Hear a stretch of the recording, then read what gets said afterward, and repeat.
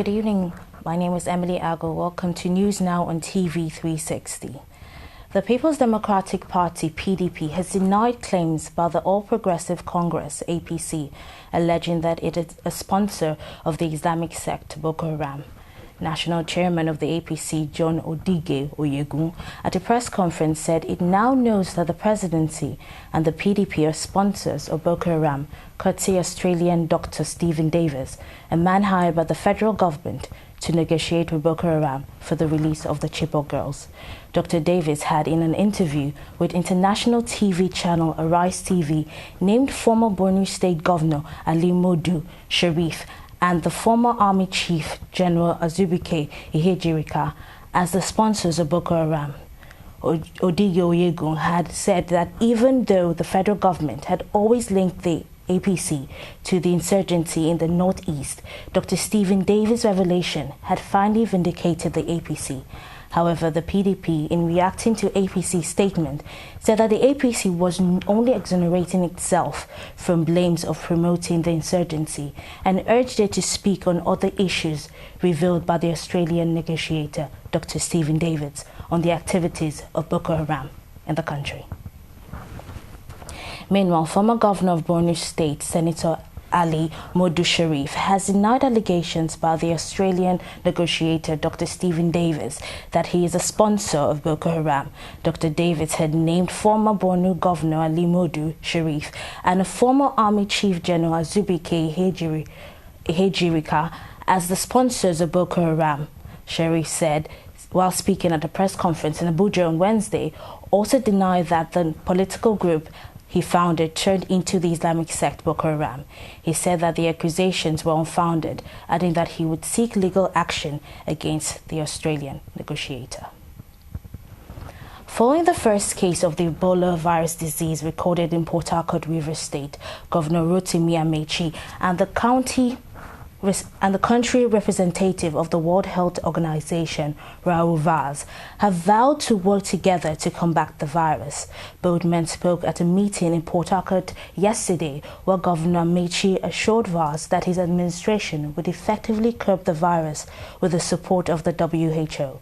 The governor, however, warned against the politicization of the Ebola outbreak, stating his administration is dedicated to protecting the lives of the people of Rivers State. Now, still on the Ebola case. Following recorded cases of the Ebola virus in Lagos State, government have warned Nigerians against the patronage of fake Ebola cassette test kits. Special advisor to the governor on media, Akim Bello, in a statement described as a fraud items branded as Rapid Response Canada, which claim to deliver reports in 10 minutes. Bello, through the statement, advised residents on personal hygiene as a way of preventing the virus, adding that no Ebola test kits manufactured anywhere in the world. A man who became the first British person to contract the deadly Ebola virus has been released from a London hospital after making a full recovery. William Pooley had worked as a nurse treating Ebola patients in West Africa's Sierra Leone, where he was infected with the virus. Following his evacuation from the region, he has been treated in a special isolation unit at the Royal Free Hospital in London. The 29-year-old was treated with the experimental Ebola drug ZMapp, a 12-hour infusion of antibodies that had been given to only 6 other patients. It is not clear if the infusion helped, but levels of the virus in his bloodstream did fall significantly after the treatment.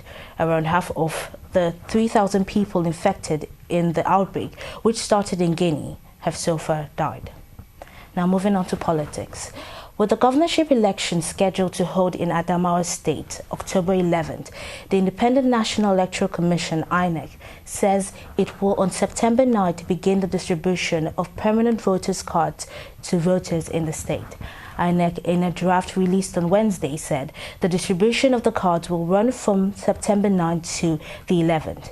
The commission said voters who could not collect their PVC cards within the specified period would have to collect theirs at the local government area offices of the commission. The by-election holds in October is to replace former Governor Nyako, who was impeached on July 15th on grounds of gross misconduct. Now moving on to foreign stories. Ukraine said on Wednesday its president had agreed with Russia's Vladimir Putin on steps towards a ceasefire regime in Kiev's conflict with pro-Russian rebels, but the Kremlin denied any actual truce deal, sowing confusion on the eve of a NATO summit. Putin's spokesperson said leaders agreed on steps towards peace, but not a ceasefire in the conflict, which has killed more than 2,600 people since April and provoked the worst-case crisis in relations between Russia and the West since the Cold War. That position is disputed by Kiev and Western governments, which says Russian troops are fighting alongside the pro-Moscow separatists. Despite the confusion, the statements appear to indicate a degree of progress that could influence European Union leaders as they consider introducing new sanctions against Russia as early as Friday. United States President Barack Obama has vowed that the U.S. will not be intimidated after Islamic State militants released a video showing the beheading of American journalist Steven Sotloff. Speaking in Estonia, Mr. Obama said the beheading was an act of horrific violence, stating that America grieves with the family and friends of Sotloff. The president assured that justice will be served on the matter. Now moving on to sports. The reconstituted Electoral Committee of the Nigeria Football Federation, NFF, Tuesday released a list of eligible candidates to contest its rescheduled elections into the Executive Committee of the Federation slated to hold on Thursday.